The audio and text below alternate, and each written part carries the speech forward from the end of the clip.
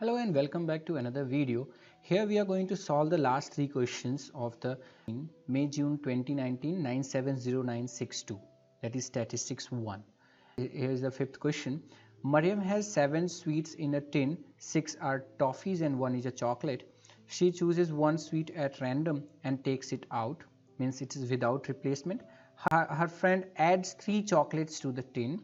Then Mariam takes another sweet at random out of the tin. So we need to draw a fully level tree diagram to illustrate this situation. So there are going to be two draw, first draw and the second draw.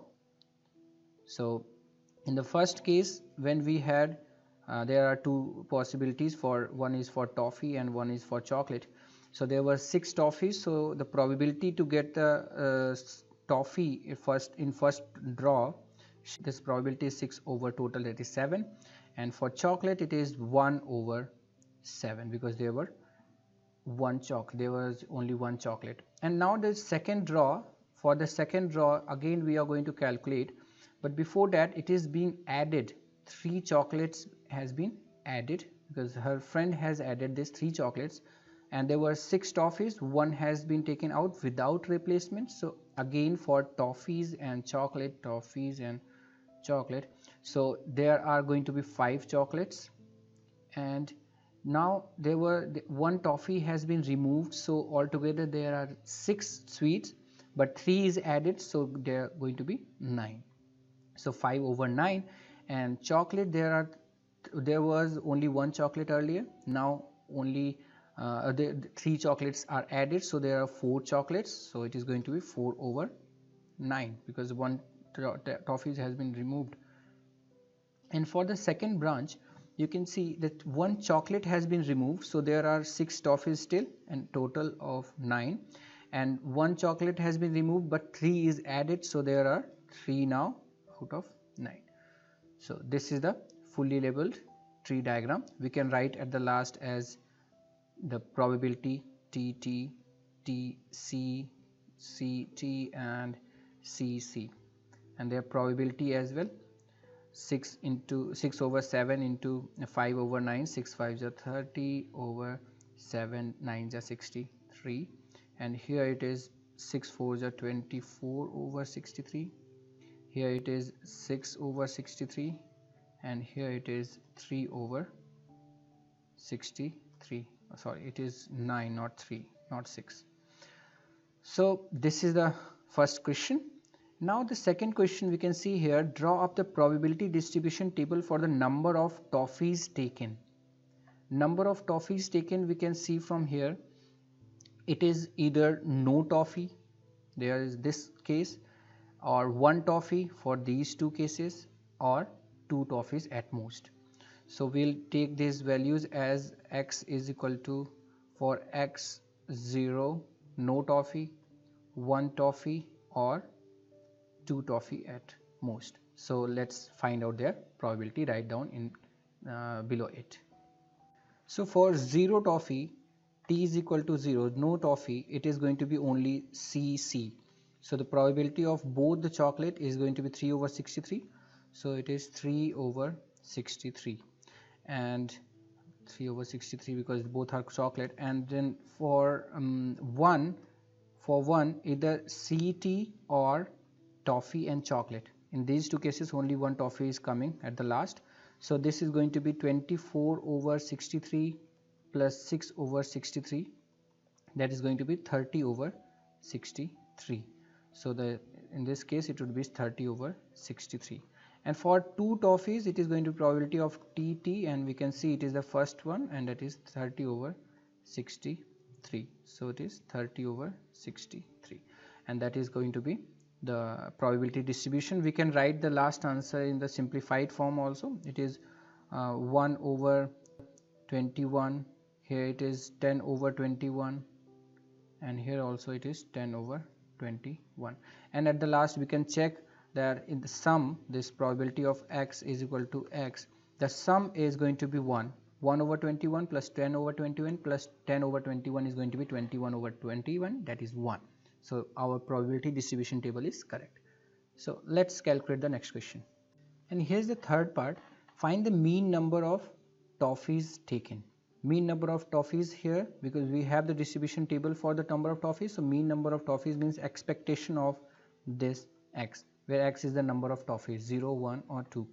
So this mean is going to be 0 into its corresponding probability 1 over 21, or 1 into its corresponding probability 10 over 21, or again 2 into its corresponding probability, that is 10 over 21.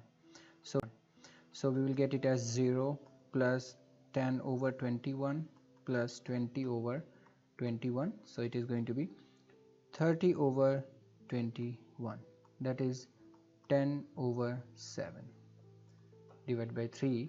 This is 10 over 7. So expectation, that is mean number of toffees taken, is 10 over 7. We can write the answer in the decimal as well, but we can leave here as well because it is not going to be terminated. It is going to be non-terminating, so we can write it as expected number. The mean number of toffees taken is going to be 1.428, so it is 1.43. I hope it is clear. Let's do the next question of this. Here's the fourth part. Find the probability that the first sweet taken is a chocolate, given that means it's a conditional probability, that second sweet taken is a toffee. So if we take, say, taking chocolate as C and taking toffee as T, then we can say that it is going to be probability of C, given that vertical bar, given that there is a second toffee is a second sweet is a toffee. So we have the formula for it, C intersection T and over probability of T. We can calculate this from with the help of a tree diagram. So let's check it from the tree diagram. Here we can see the second is a toffee is we are getting on these two branches. So we will get it as 30 over 63 or 66 over 63, and intersection, that first one was chocolate and the second one is toffee, is this branch, that is 6 over 63. So we are going to get this over here, and over this 60 over 63 and 6 over 63. So numerator would be 6 over 63 and denominator 30, and 6 is going to be C intersection T is 6 over 63, and probability of that second draw is a toffee, second sweet is a toffee, is going to be either 30 over 63 or, so it is going to be sum of 6 over 63 all over, it is going to be 6 over 63 and 63 will be cancelled and it is going to be 36, that is 1 over 6. So the probability that first sweet taken is a chocolate, given that the second is a toffee, is 1 over 6. I hope it is clear. Let's do the next question. Here's the sixth question, first part. Give one advantage and one disadvantage of using a box and whisker plot to represent a set of data. So the advantage, if you talk about advantage, we have this IQR from the big box and whiskers. We have the IQR, interquartile range. Quartiles, we have quartiles, and we have the spread of the data we know, and that's it for 1 mark. And the disadvantage, we should not include the mean here. We should not include mean in the advantage. We can say that we have the median, we get the median from this box and whiskers plot, and quartiles, of course, we have written the range of the data we can calculate. And the disadvantage, is are like we don't have the, like, it's like limited amount of data, limited, it gives limited amount of data. For example, we don't know the particular value, all the values we don't know, we only know the quartiles and medians, but we don't know exact value, and what is the mean, of course we don't know. So limited amount of data would be sufficient to say as a disadvantage. So no information about particular values, it's like no information of all values, that is the disadvantage of box and whiskers plot. The second part is the times in minutes taken to run a marathon were recorded for a group of 13 marathon runners and were found to be as follows. This, it is in minutes. State which of the mean, mode or median is most suitable as a measure of central tendency for these times. Explain why the other measures are less suitable. So we can see from the data it is 180, 275 and all 3, 194, 246 and this. So it is like the minimum is 180 and maximum is 768, and rest of the values are around 200, around 200. See, this 311 and this is 200, 200 and 332. So it's like around 200 or 250. So we can say from here mean will not be a proper mean will not be a good measure, as data, we can say the maximum data and minimum data, there is a, it would be skewed because this maximum data is only one and minimum data are, there are so many minimum so many data which are less than the maximum data. So we can say that mean is going to be affected, mean is going to be affected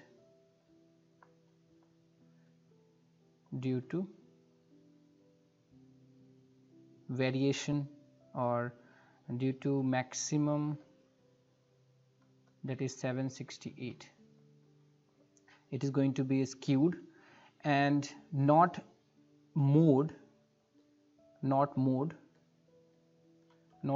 as every number is occurring once. We can see it is 275, 230, 30 and then so on, they all are occurring once only. So not mode as every value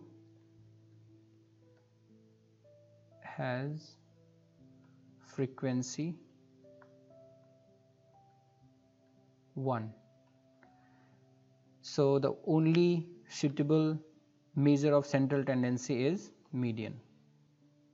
So median is the most suitable measure. I hope it is clear. Let's do the next question. Here's the third part. Another group of 33 people ran the same marathon and their times in minutes were as follows. These all. On the grid below, draw a box and whiskers plot to illustrate the times for these 33 people. So we know that for box and whiskers plot we require the least value, that is minimum, we require maximum value, we require lower quartiles, upper quartiles and median, that is Q2. That's it. So let's find out these values from these data one by one. So for the minimum value we can see 190, 190, 190 and then this is the least value, and I can see that they are aligned in the ascending order. So the minimum value is 190, maximum value is 375. Lower quartile, for lower quartile, that is Q1, we need to calculate n by 4, that is 33 by 4, and 33 by 4 is 8.25. So Q1 is going to be ninth value. Q1 is going to be ninth value because this is not an integer. So the next integer greater than this is going to be 9. So 1, 2, 3, 4, 5, 6, 7, 8, 9. So the lower quartile is 258.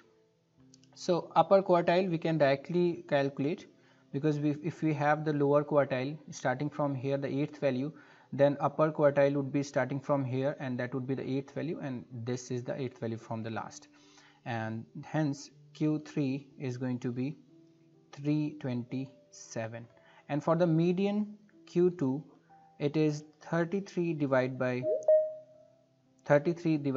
2, that is 16.5, and hence Q2 is going to be 17th value,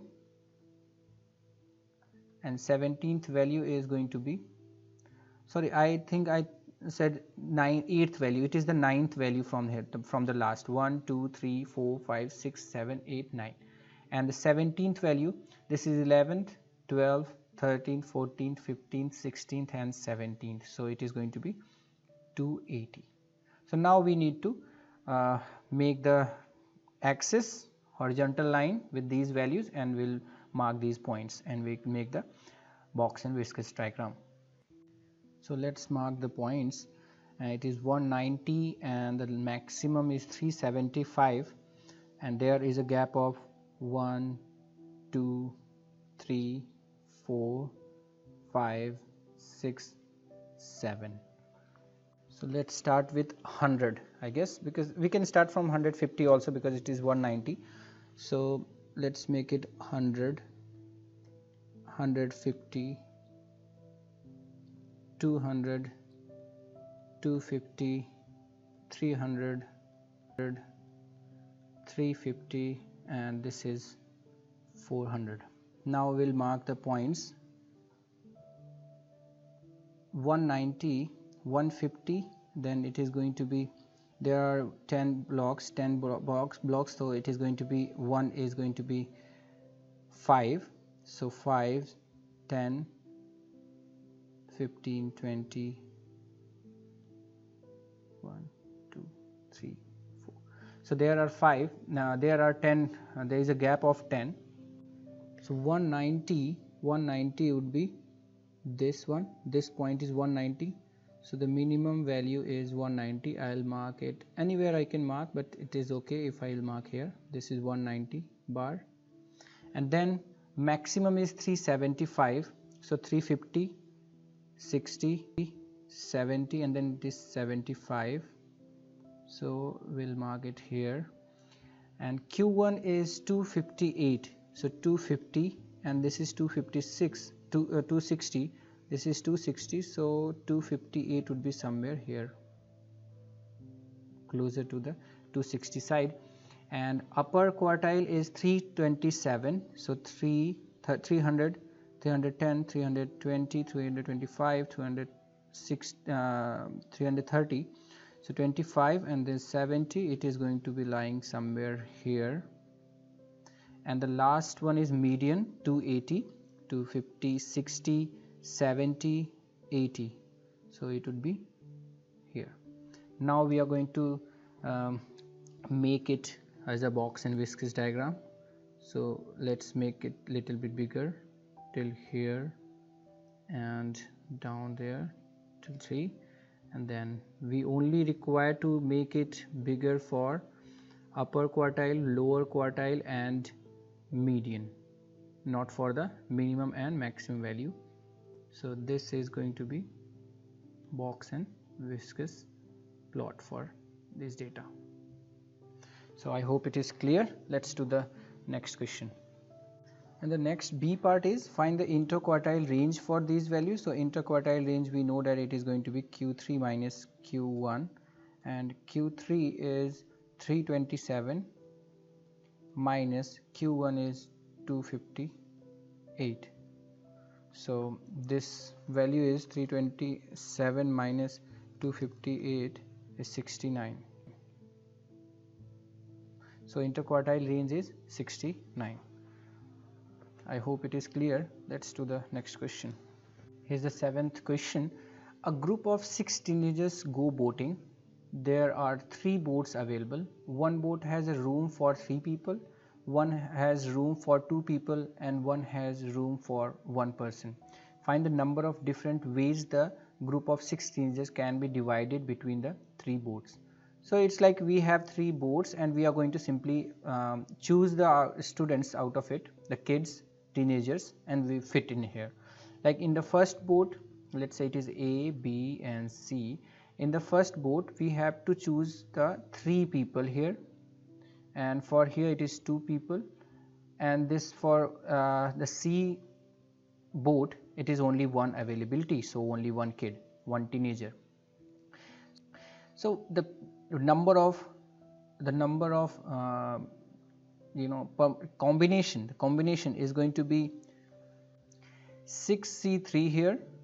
First of all, we have chosen 3 students for the first boat, and remaining 3, now we have to choose out of remaining 3 2, and it is not required at all because we have only one teen left, so it is going to be either we can write 1C1 or no need to write that, and that is going to be the number of ways the group can be divided.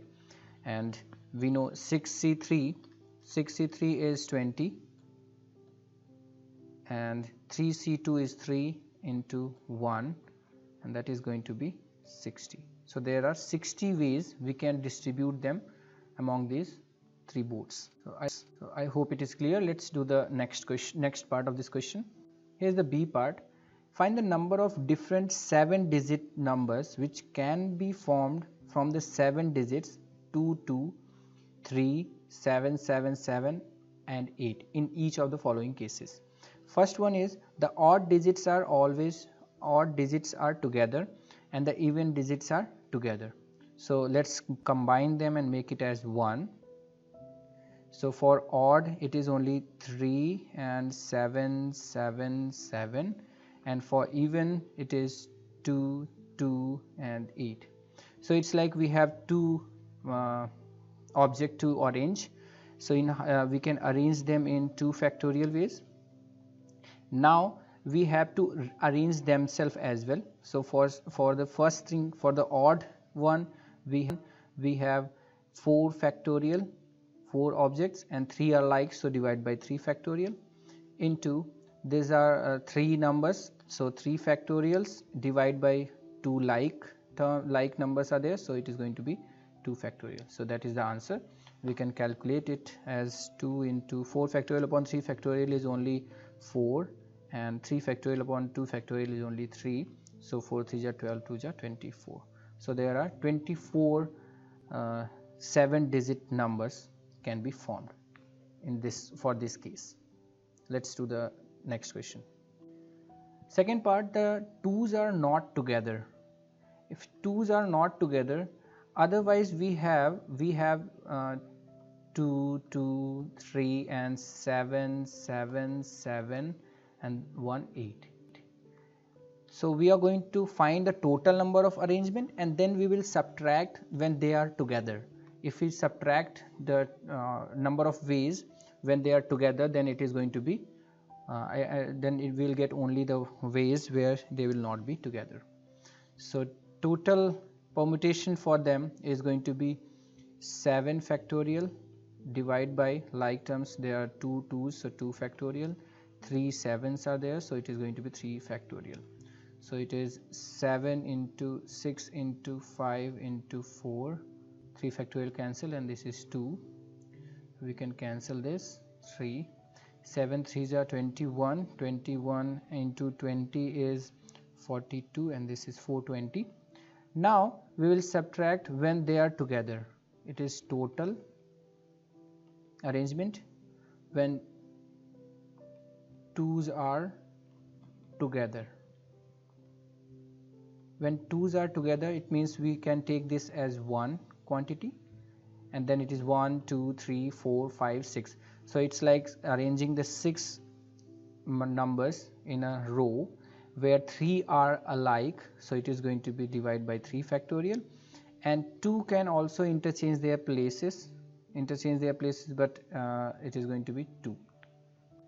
But since both the 2's are same, so we will not require this, because that does not matter, that would be giving you the same number, same thing.